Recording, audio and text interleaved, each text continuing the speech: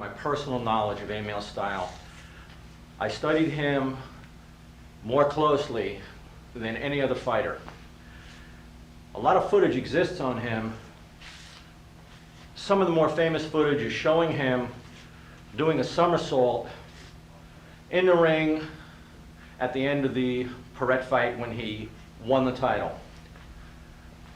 That's unbelievable, happy moment. But what I key in on is every fine nuance of his boxing style. I have never seen a fighter, and I'm sure many boxing aficionados will agree, that were in the constant level of condition Emile Griffith was in.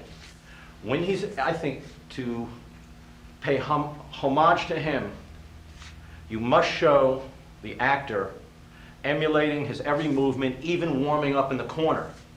When he had his robe on and he's waiting for the fight to begin, you'll see him, he walks forward, he walks back, he has this tremendous exuberant energy, anxiety to get going, like a stallion charging out of the gate. And you see him, other fighters, they're in a corner, they're warming up like this. Griffith is always moving. He's always moving. He's ready to rock. He's in great shape.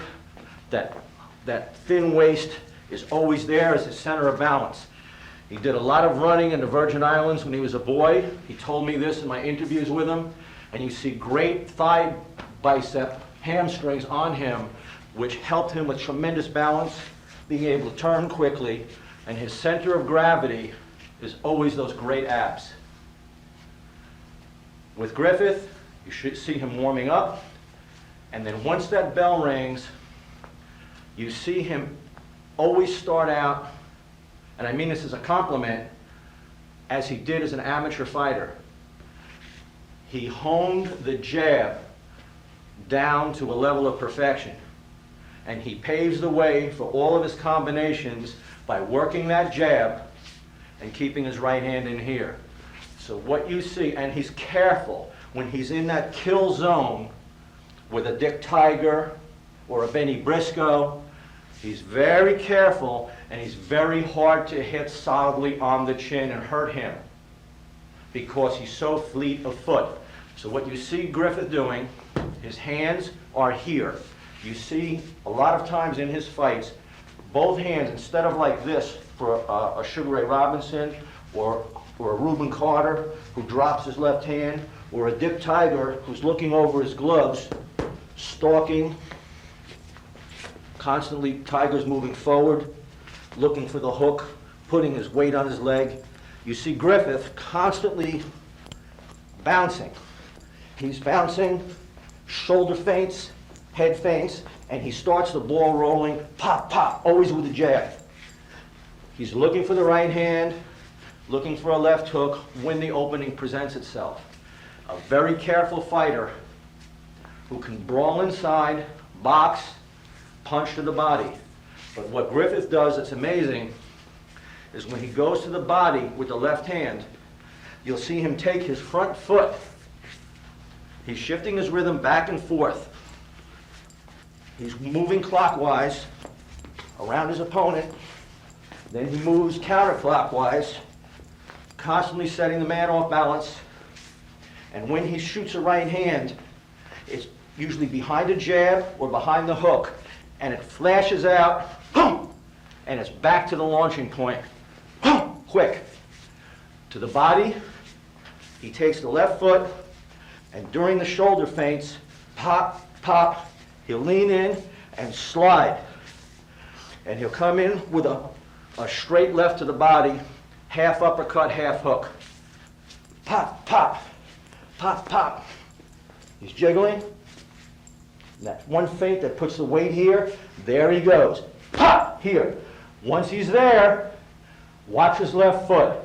Instead of coming back like this, bang, and hauling back, you see him fire from the same position. Pop, pop, jiggling, working the jab, and all of a sudden, Griffith goes to the body. He's here, slides, bang, here. And from this position, he pivots over the top of the glove. And then The right hand is here, and he shoots the right hand. It looks like this. Pop, pop, pop, pop, pop, pop. Again. Pop, pop, bang, quick. I can teach this to an actor to perfection. Now, another move. With Emile,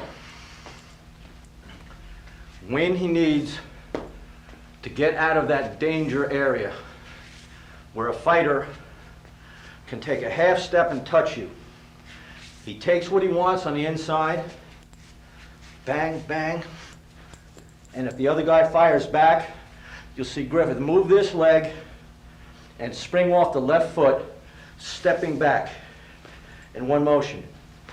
So you see him constantly doing this with his left foot.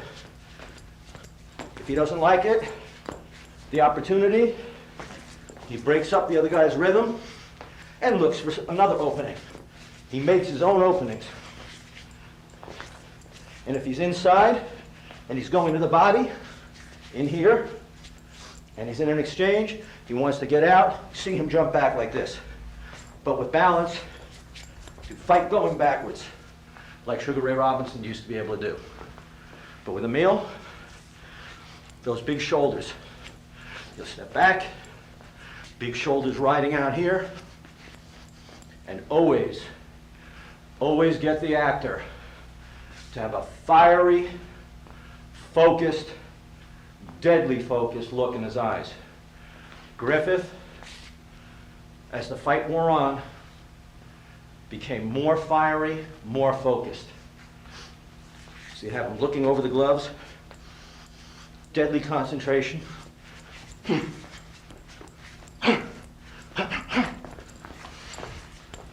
Hands always up, shoulders always jiggling, especially in his fights with Perret and Tiger and Louis Rodriguez.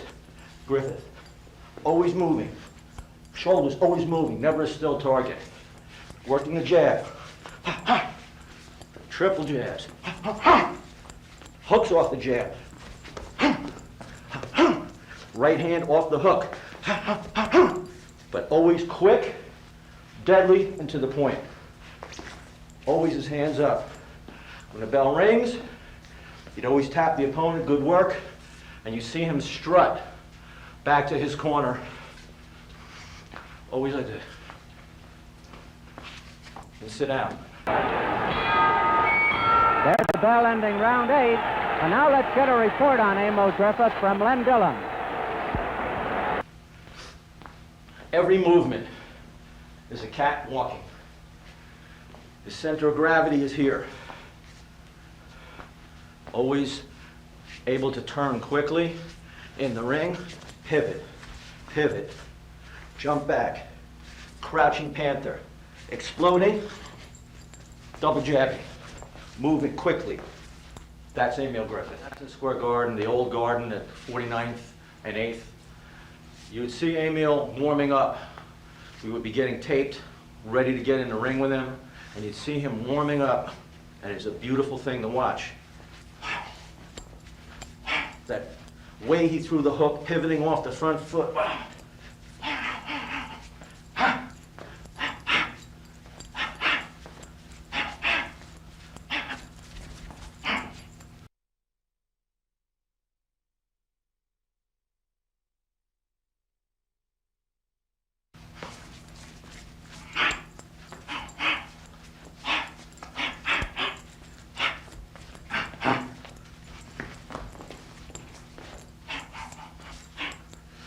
Loosening up, getting those muscles ready.